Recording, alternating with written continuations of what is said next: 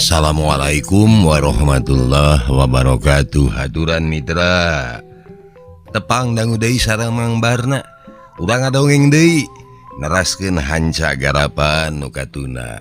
Carios kalayan judul Rusia Pelet Marongge. Yasana Aan Merdeka Permana. Mitra upami telepat hanca nu katuna teh tah ayeuna sanggeus aya dua utusan anu datang ngabejakeun nasib Tuan Mark Ronghestan we hate leutik nyinanah Darmi ngarasa haneueul teh angot sanggeus dua utusan rangkeun talata Tuan Mark Ronghestan. Dugi gadinya nya mitra hanca teh terasna kumaha mangga urang sami-sami lajengkeun deui wae. Nyangakeun Rusia Pelet Marongge. Sok kaparayun sadayana.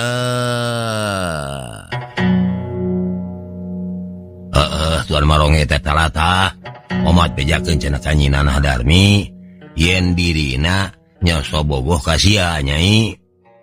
Hayu atuh urang susul Tuan Marongge. Bisi kumaha onam. Tuarani narek sasorak kojor makerek mulu kadipaten. Walon Ki Arhapi. Mitra kaum dangu beja yen kakentong karaman anu katelahna Tuan Mark Ronghestan geus bisa kacangkalak ku pasukan kumbeni mani gancang pisan nyebarna teh. Eta beja lain bae geunyeuleung di wewengkon kadipaten bae darah ka Cirebon jeung ka Indramayu ge tepi. Tuan Dikvan Group langsung ngalaporkeun kasuksesan anak buahna dina nyangkala Karaman. Ngan bae pihak Cirebon acan sugema sabab kahayangna mah sakumna Karaman ti kalihan Asi kudu dibasmi. Malah aya surat ti Cirebon anu unina basmi sakabeh kakuatan Karaman sabab maranehna geus jahat ka bina-bina. Korban badag salila ieu kaasup korban nu aya di Ujung Jaya kudu kagantian. Kitu ceuk surat ti kumpeni di Cirebon. Kusabab atasan di Cirebon kurang sugema atuh Tuan Dikvan Group oge tungtungna kudu digawe deui. Malah anu saterusna aya wawaran umumkeun cenah ka sakuliah ieu wewengkon yen lamun hayang si Mark salamet sakumna kakuatan Karaman kudu serah bongkokan. Lamun dina waktuna eueuh anu nyerenkeun maneh Mark Ronghestan tulus digantung di kadipaten. Kitu ceuk bewara anu dianggleng-anggleng ka saban wewengkon. Eta bewara teh dina waktu anu singet geus sumebar ka saban wewengkon sakur kakuatan pajoang ge geus nampa beja. Ngadenge eta bewara atuh sakur balad Tuan Mark Ronghestan mimiti panik. Lain panik kudu serah bongkokan, panik sote dumeh aya ancaman Tuan Mark Ronghestan bakal dihukum gantung. Malah aya nu nanyakeun ila cenah euy dihukum gantungna. Cek baladna Tuan Mark Ronghestan anu aya di panyumputan wewengkon Leuweung Buyut Sawala. Nya cenah sakurang-kurangna minggu hareup euy. Cenah lamun urang-urang teu serah bongkokan nya minggu hareup Tuan Marongge digantungna. Cek anu sejen anu kabeneran tugas jadi juru telik. Aduh atuh mun kitu mah hayu urang serah bongkokan we atuh yuk. Cek anu sejena deui ngadeng eta usul atuh rame anu satuju jeung nu teu satuju. Ari sia tekan terkenyawa make sarah bongkokan sagarupa. Ceki Ardipa salah seorang anggota pasukan ti Leuweung Buyut Sawala. Tapi mun teu kitu meureun Tuan Maronge bakal terus digantung na ye. Nah urang teu nyaah ka manehna. Sing inget apanan Tuan Maronge teh gede jasana ka urang desa kalian teh. Cek tadi usul. Gadeng. Lain gitu carana nulungan Tuan Maronge teh euy lain. Ceuk Kibanen anu umurna rada kolot. Nya sok atuh teh akan kumaha akalna. Nya urang teh kudu sarah bangkokan. Sabab Tuan Maronge ge bakal hamak mun urang nuturkeun ka hayang Kumbeni mah. Ulah salah. Kumbeni mah jahat. Tara tukuh kana janji. Buameun urang geus sarah bangkokan mah. Bari urang na moal dilepaskeun teh. Tuan Maronge oge tetep bakal dihukum gantung. Ceuk Kibanen atuh. Leng. Sarerea ngahuleng. Saenggeus lila ting haruleng. Saurang-saurang mimiti ngasongkeun usul. Ngan usulna rata-rata sarua yen tibatan sarah bongkokan mah leuwih hade ngajorag kadipaten we. Bialus nama euy neangan akal anu caina herang laukna beunang. Nya kumaha eta maksudna Banen? Heuh, urang ulah daek sarah bongkokan. Urang tong ngayakeun panarajang tapi usahakeun Tuan Maronge kajait nasibna. Ceuk Kibanen. Heueuh atuh. Ngan leuwih babari ngomong ye tibatan prakna. Kumaha eta carana tah nulungan Tuan Maronge bari ulah aya panarajang teh? Cingan. Ceuk Ki Ardapi. Atuh adi geus ditanya kitu mangan lang deui. Kibanen ngahulang mani ulang. Ayeuna karasaeun ku maranehna. Saprak Tuan Markrong Hestan Kacangkalak. Pasukan Pajoang leungiteun inisiatif kudu kumaha jeung kumahana. Padahal ari samemehna mah nu sok nyusun siasat ngayonan Kumbeni teh nya Tuan Markrong Hestan pisan. Pasukan Pajoang di Kalihan Asih memang jadi marojengja. Saprak Tuan Markrong Hestan teu mingpin perjuangan. Maranehna siga teu sanggup mangihkeun pamimpin anyar. Para pamimpin lokal anu aya di Leuweung Buyut Sawala, di Galonggong jeung di Pawenang, sasat eueuh anu sanggup ngagantikeun. Geus puguhing kakuatan anu aya di Bandar Jati mah. Malah ayeuna geus tumpur. Ayeuna wayahna sateka bola, urang kudu ngabebaskeun Tuan Maronge tina tawanan Kumbeni kadipaten. Ceuk Ki Raksa basa ngayakeun Sawala. Bener pisan. Urang teh ulah aya anu sarah bongkokan euy. Lamun mah samiuk muru markas Kumbeni di kadipaten, lain eudeuk sarah bongkokan tapi eudeuk ngarurug tangsi. Bari sakalian nyalametkeun Tuan Maronge we lah. Kitu cek nu sejena. Ada waktu ngadenge omongan eta sarerea ngacung-ngacung beureup nemongkeun ka sumangetan. Sawaktu pasukan rengse ngayakeun pabadamian pikeun ngarurug dangsi di kadipaten, peutingna Nyi Nanah Darmi nyampeurkeun. Aya naon wayah peuting ulunu ka dieu? Kami teh hayang milu Bajoang. Bajoang naon? Nya hayang milu ngarurug kadipaten. Bikang mah Bajoang di dapur. Sampakeun kejo sing loba. Anu tas balik ti pangperangan teh pasti harayang nyatu. Emal Ki Raksa bari nyenghel nyeungseurikeun. Nu diseungseurikeun jamedud asa dilelece. Ngan adi geus nyaho Nyi Nanah Darmi jiga teu geunah mah Ki Raksa nyarita jadi daria. Yo Nyai, dengekeun nu ngaran Bajoang di Medan Laga mah kudu dipilampah ku jalma bedas. Lain anu handieum jiga sia. Tapi lain hartina jalma pondok lengkah teu bisa Bajoang. Sok dina urusan naon we Bajoang mah. Nu madag tadi aing nita sia ngejo. Eta ge asup kana Bajoang. Da mupujuhkeun lalaki bedas anu keur jogol di medan jurit deuleu. Teh kami mah hayang manggihan Tuan Maronge.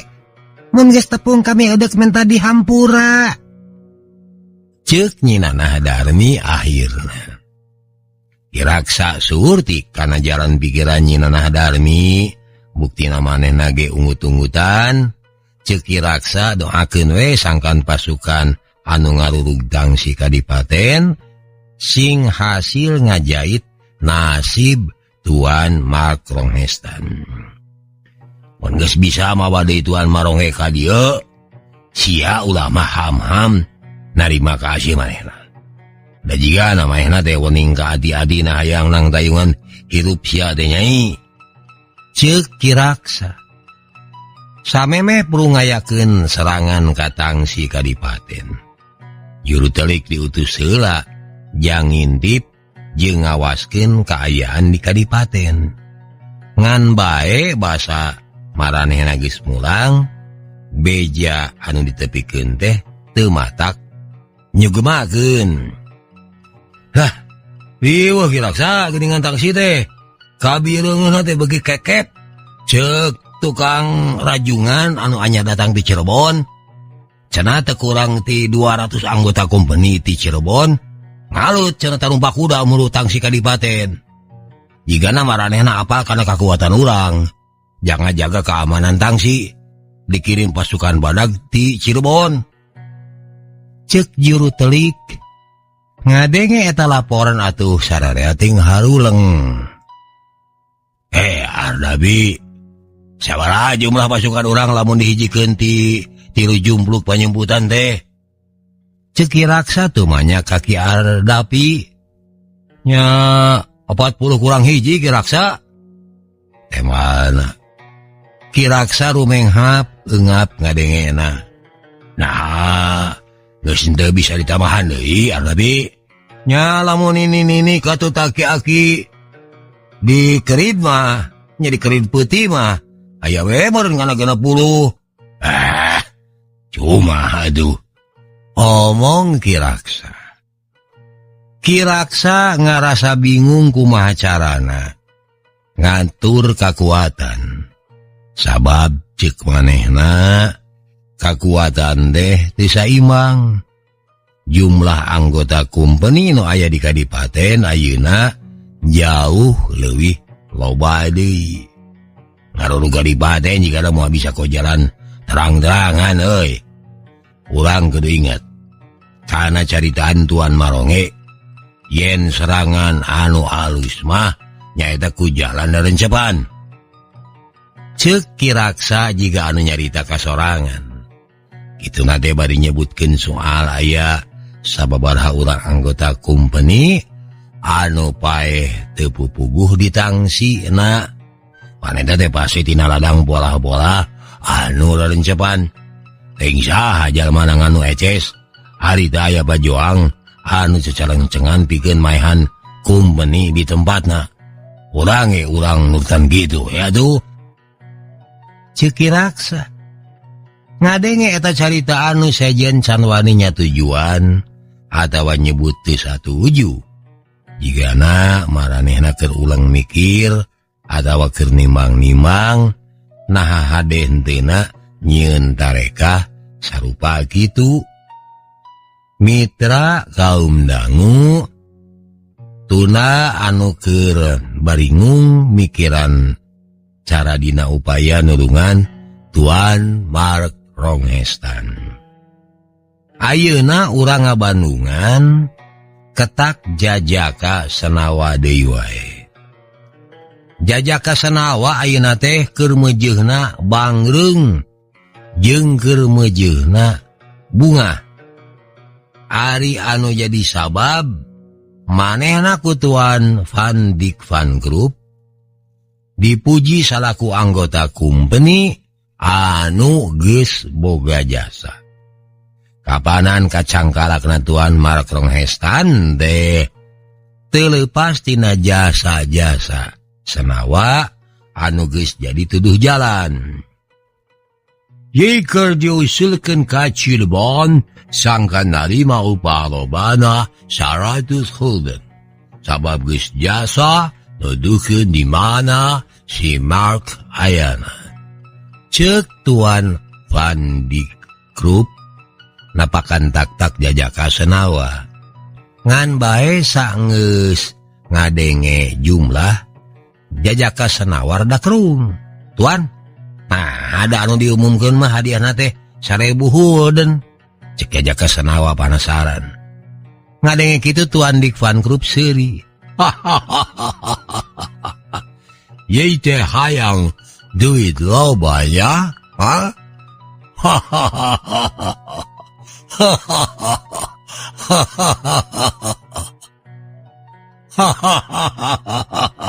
Ye teh hayang ngabogaan duit anu merekis ya? Teu bisa.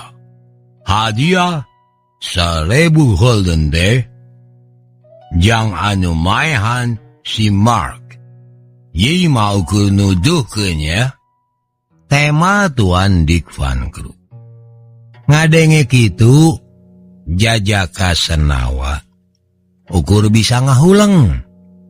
Ngahulang teh dumehan heul we. Sabab samemehna mah geus dicita-cita bakal ngadadak jadi jalma beunghar. Sabab nyakuan duit 1000 gulden. Ku duit sakitu bisa meuli lahan tanah salaga-lagana, tur manehna ku batur bakal disebut juragan tanah. Mitra atuh lengahulang cek garantos hatena. Alah 100 gulden paling ukur jang ngadegeun imah halus jeung tanah pakarangan. Sesana bisa teu makayakeun si Darmi gitu. Cek hatena bet inget kanyinanah Darmi. Bayah sakieu ge. Untung dibayar ayeuna mah. Panti heula mah basa deuk lapor soal panyumputan si Maronge aing kalah ka dicangkalak. Cek hatena jajaka senawa ngabeberah maneh. Mitra kaum dangu cag urang tuna heula. Ayeuna urang caturkeun heula Tuan Mark Ronghestan. Mitra geus ampir saminggu Tuan Mark Ronghestan diberokna teh. Tuan Dijk Van Krupp mah keukeuh nyekal pageuh kana ucapanana. Yen nyawa Tuan Mark Ronghestan bakal katulungan lamun pajuang ti kalihan asih sarah bongkokan. Sabalikna mun jero saminggu pajuang teu sarah bongkokan, Tuan Mark Ronghestan tulus digantung. Jajaka senawa oge apal pisan kana bewara anu geus dikaluarkeun teh. Samemehna manehna ngarasa bunga waktu ngadenge eta ancaman. Malah kahayangna mah para pajoang tong deing sarah bongkokan. Nu dipiharep mun pajoang wangkelang, Tuan Mark Ronghestan tulus digantungna. Cek pikir jajaka senawa tapi naha keur naon? Kira-kira ngantep si Maronge kojor dina tiang gantungan. Naon kauntungan keur aing? Lamun si Maronge kojor asa untungna ari lain ngarasa puas mah. Cek pikir jajaka senawa. Kajaba lamun aing bisa ngamangpaatkeun kaayaan si Maronge sangkan jadi kauntungan deui. Cek pikirna jajaka senawa apaleun yen para pejuang teh kacida hormatna ka Tuan Mark Ronghestan. Manehna geus ngajudi yen para pejuang bakal narekahan kumaha carana sangkan Tuan Mark Ronghestan bisa kajait nasibna aing bisa adu tawar jeung urang kalihan ieu ngeunaan ieu hal teh. Cek Jajaka Senawa terus anggeus mikirna kitu sacara rencepan. Jajaka Senawa ngagunakeun tukang usaha bung-buahan sina nyulunup ka pusat-pusat kakuatan Pajoang bari ngirim surat. Mun para Pajoang kataji ku surat aing, tangtu aing bakal boga bati nokang ieu. Alah, bati teh ti ditu ti dieu ya. Ceuk Jajaka Senawa siri sorangan. Surat anu dikirimkeun ku tukang bung-buahan teh caturkeun geus katampa ku Ki Raksa. Nu diteutah macana Nyi Nanah Darmi sabab ukur eta parawan anu bisa maca bentes mah. Ayo maneh Nyai, bet ngahunjat lain geuwat di iro surat teh. Ceuk Ki Raksa teu sabar sabab Nyi Nanah Darmi anggur neuteuk kertas daluang bari tepok ngilau. Ngan sanggeus kadua kalina dititah dibaca, kakara Nyi Nanah Darmi ngilau surat. Lamun urang kalihan asih, hayang neleutuan maronge salamet. Sarenkeun si Nanah Darmi pikeun jadi pamajikan kami.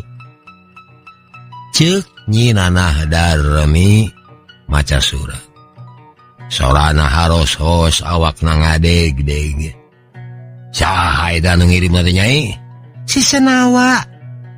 Tema Nyi Nanah Darmi bari terus ngahulang deui. Tapi awakna mah masih keneh ngadeg-deg. Teuing reuas, teuing amek. Sarerea munguh ting harulang waktu nyaho kana isi surat teh. Jiga-jiga maranehna teu percaya yen surat dijieuna ku Jajaka Senawa anu kumaranehna dipikangewa pisan. Ge, nah manehna teh bake sanggup unjum ancam saruba gitu tah. Ki Raksa teh mau ngahulang. Ari di dieu mah ngakukeun anggota kumpeni kadipaten Ki.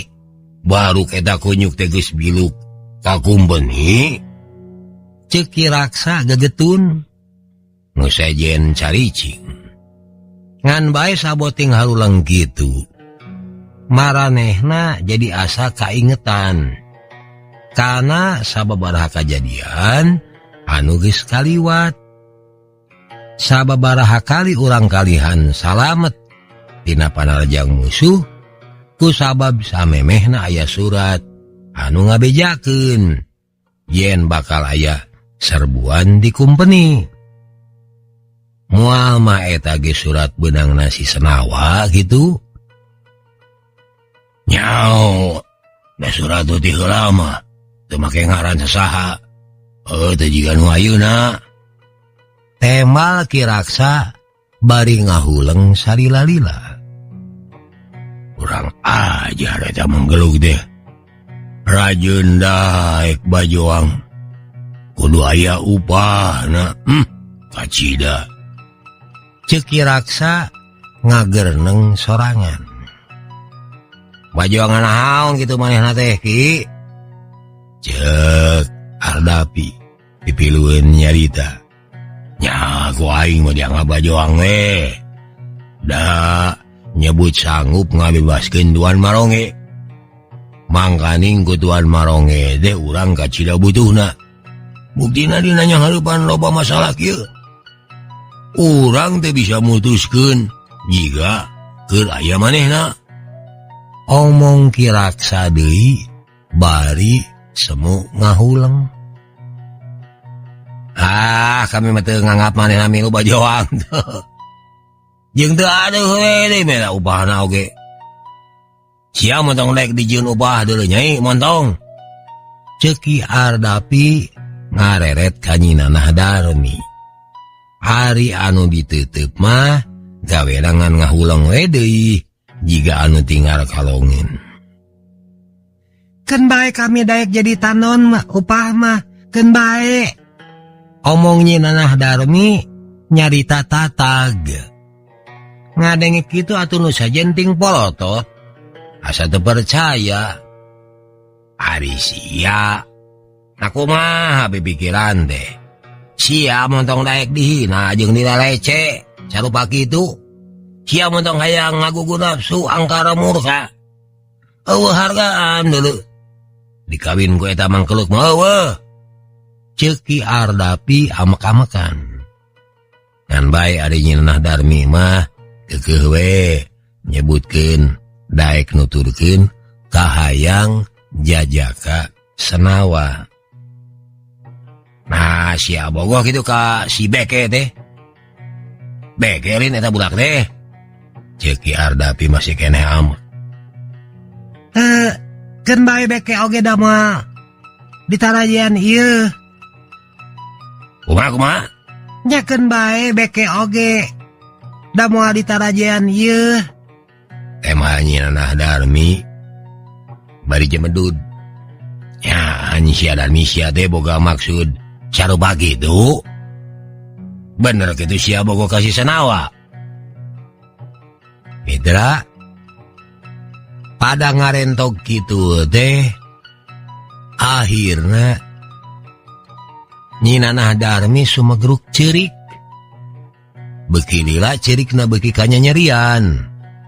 Atuh nu sejen barengong cek pikirna Nyi Nanah Darmi teh teu boga kapastian dina nangtukeun hirup.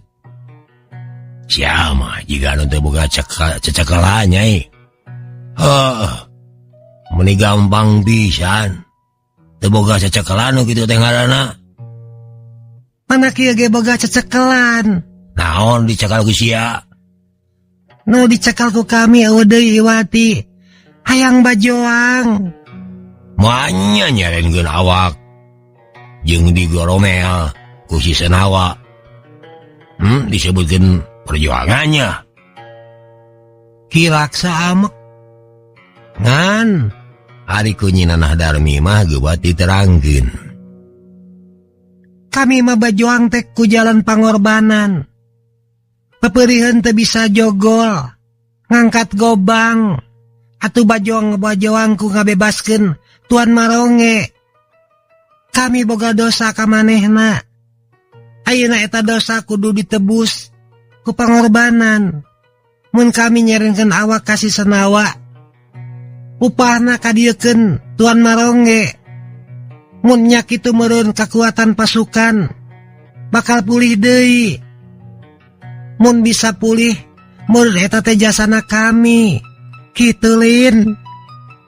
Ceuk Nyi Nanah Darmi panjang lebar.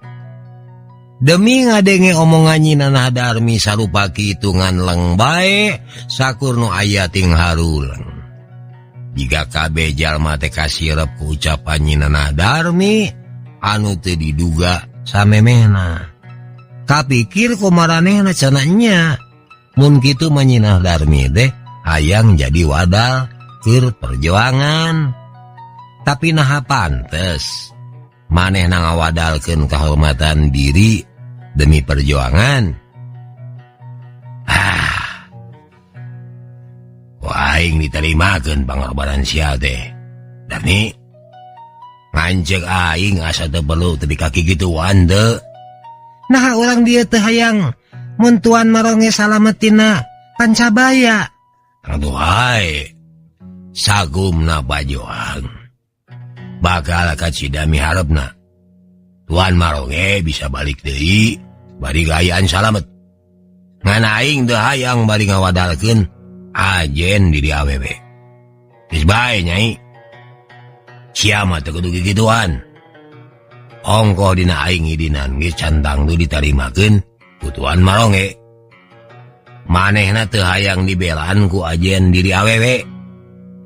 Ceuk Ki Raksa malah sanggeus sacarita kitu mah Ki Raksa umajak ka sakumna sangkan samiuk ngagempur tangsi kumbeni di kadipaten. Kumpulkeun kakuatan urang. sabaraha bae ayana. Samemeh waktuna Tuan Maronge dihukum gantung. Kurang kudu geus ditulukan. Ceuk Ki Raksa. Atuh nu sajen samiuk bari tinggorowok acung-acungan. Geus samiuk kitu mah. Para bajoang teh tatahar jeung baradami iraha kudu ngajorag katang si kumpeni di kadipaten.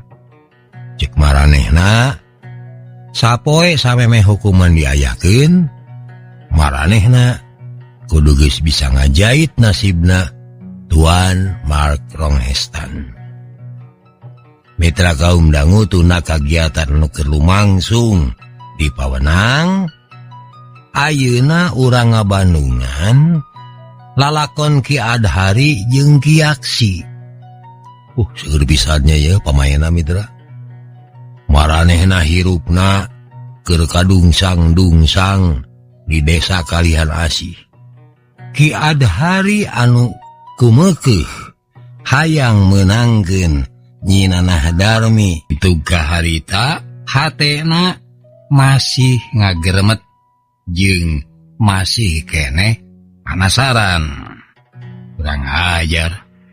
Nah, hanya ka aing ribet jadi loba anu hianat yeuh. Ceuk Ki Adhari hatena keheul ka Cida. Cenah kumaha teu rek ngarasa kitu, mimitina manehna dihianat ku Jajaka Senawa. Kadienakeun nu hianat teh sabubuhan urang Kalihan Asih anu padahal samemehna geus daek di badamian pikeun mantuan manehna dina meunangkeun Nyi Nanah Darmi. Cek kami mah mending balik we lah. Mumpung urang Kalihan keur tagiwur, balik ka mana? Nya ka mana ari lain ka kolot sorangan mah. Keur naon kukulunuan di dieu? Pantuang Rama mah breh kebona, breh sampalanana. Salira oge kantos gaduh teuteunean sawene saopat-opat. Ayeuna diculjeunkeun ku sakadar hayang ngudag-ngudag di Kang Hiji. Ceuk Ki Yaksi. Diomongan kitu Ki Adhari ngahuleng. Nyaho tuh euy, diludeung nyampeurkeun Bapa aing.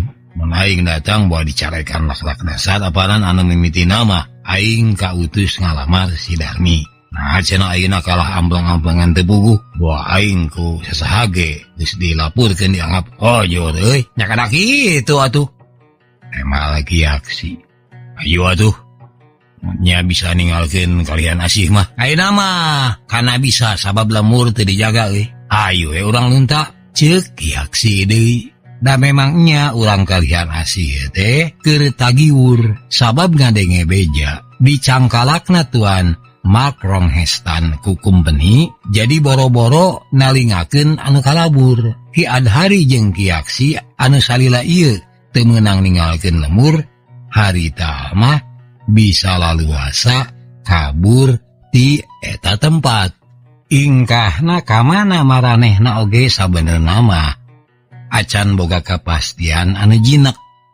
Kawas cek ucapan Ki Adhari, cenah mun balik na ka lemurna kalereun galonggong, cantang tu ku bapana ditarima. Boa dianggap hianat sabab dititah ngalamar Nyi Nanah Darmi kalah teu emol-emol sakitu lilana. Jadi bede ka mana urang teh ayeuna sabenerna euy. Ceuk Ki Adhari bet jiga anu bingung. Ngan teu kungsi lila manehna keneh anu ngajawab. Urang ngadatangan tang si kumpeni di kadipaten we yuk. Omongna panceg. Ngadenge kitu atuh Ki Yaksi mah munguh kerung. Deuk naon nyambeurkeun kanang maung. Kuriak milu dicangkalak belegug sia mah. Pan aing mah kungsi deukeut jeung kumpeni. Sabab aing katut bapa aing loba jasana dina mangusahakeun tanah keur kaperluan maranehna. Manya teu puguh nyangkalak, tapi salila sakitu taun teh urang tara unyung anyang deui ka tangsi euy. Nu kami hariwang kumaha mun aya anu nangenan. Yen salila eta sabenerna urang teh aya di lingkungan Karaman. Moal mah kumpeni nuding urang geus ngabarad ka urang Kalihan Asih, moal mah urang dianggap saengko jeung Tuan Maronge. Bisa jadi mimitina mah maranehna curiga. Tapi lamun urangna sanggup ngayakinkeun angot mun urang ngasongkeun kasanggupan bikin tuduh jalan ke company. Birahaku maranehna teu butuheun ka urang. Ceuk Ki Adhari, Ki Aksi mah ukur ngahulang we diomongan gitu teh da kusabab kadunungan. Birahaku atuh rek wangkelang. Atuh hoream-hoream oge manehna teh kapaksa we nurut. Padahal aing teh sebenarnya mah geus capek kikieuan deui. Sayang aing nya cicing we di imah ngurus kebon anu bapakna. Ceuk pikirna Ki Aksi luh lah. Mitra kaum dangu kahayang Ki Adhari teh memang teu bisa dipumpang. Sakalina geus diputuskeun geus teu bisa diririhan kahayangna. Namata karita ge dualana ngabiur muru kadipaten. Anu ditujul nya tangsi company. Teu susah ninggalkeun pangungsian urang kalihan. Da ieu mah sasat geus eueuh nu nyarek. Geus bubar katawuran pangungsian ge. Wah, aing company teh deuk diolo lah. Ceuk Ki Adhari di tengah jalan. Ke. Rek diolo kumaha? Ku aing rek ditawaran. Yen aing bisa jadi tuduh jalan pikeun nyangkala kaum Karaman.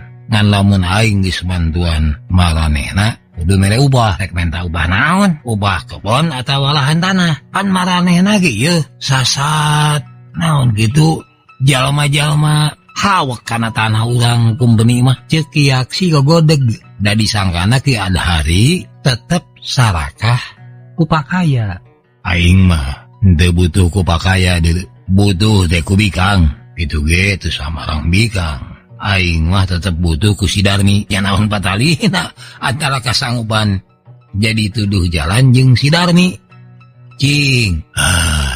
Sia mah bodoh obong bujang. Dengekeun, mun aing kapake jadi tuduh jalan, company kudu mere upah bikang. Nyatana si Nanah Darmi kop teh teuing sakumna Karaman dibasmi ge, kop teh teuing kabeh anu baruntak diparaehan ge. Tapi si Nanah Darmi mah ulah dikuagil jeung kudu dipasrahkeun ka aing. Hitung-hitung bulu capek jadi tuduh jalan. Ceuk Ki Adhari sumanget pisan nyaritana. Nyawe Ki Adhari teh nyampeurkeun tangsi company mitra. Sanajan hese bereke hayang nepungan Tuan Dik Van Group, akhirna nya bisa oge tepung. Sugan teh ye geus paeh ya? Ceuk Tuan Dik Van Group nanyana jiga daek hanteu-hanteu. Taka teh mong bari ngeuretan kuku jiga anu geus katumanan. Aya naon ye ka dieu? Sanggeus ditanya kitu daradad Ki Adhari teh nyebutkeun kasanggupanana jadi tuduh jalan lamun mah pasukan company rek ngajorag ka pusat-pusat panyumputan Karaman ti kalihan Asi. Ngadenge kitu Tuan Dik Van Group seuring ngagak-gak jiga nu ngarasa lucu. Nah, haduan make jeung seurikeun. Ceuk Ki Adhari tu geunah asa dilelece. Ngan ceuk Tuan Dik Van Group cenah lain jeung seurikeun. Ngan manehna mah hayang seuri we. Soalna ayeuna loba bangsa ye anu hayang manduan. Saha bae anu manduan-duan deh? Omongna panasaran. Atuh Tuan Dik Van Group nataan sababaraha urang ngan diantarana kasabit-sabit ngaran Jajaka Senawa. Tepikeun ka Ki Adhari oge ngarasa ngajenghok atuh. Malah manehna geus gabung jadi anggota company. Ngadenge kitu ayeuna giliran Ki Adhari anu seuri. Oh iya, daha make nyeng seurikeun gumujeng. Lain nyeng seurikeun Tuan. Ngan kami mah hayang seuri we. Iya, daha make hayang seuri sagala sareng gumujeng. Sabab si Sanawa mah atuh yang disebut hayang manduan. Malah manya manehna nu hayang dibantuan. Dibantuan boga pagawean. Dan meureun ke manehna bakal diupah sacara mayeng jeung dibere biseulit. Pagawe mah nya geus majeuna ngalaksanakeun kewajiban gawe. Jadi tong disebutkeun manduan atuh. Ya pokona mah manehna digawe jang kapentingan Company jasa nagus gede sabab nya manehna nunuduhkeun di mana panyumputan si Mark. Cagur. Wadah, mitra, hanya kabujeng neng nong cekap dugi ka dieu heula. Insyaallah enjing diteraskeun deui mitra, nuhun kana paratosanana, hapunten samudaya kalepatan. Billahi taufiq wal hidayah. Wassalamualaikum warahmatullahi wabarakatuh. Cah.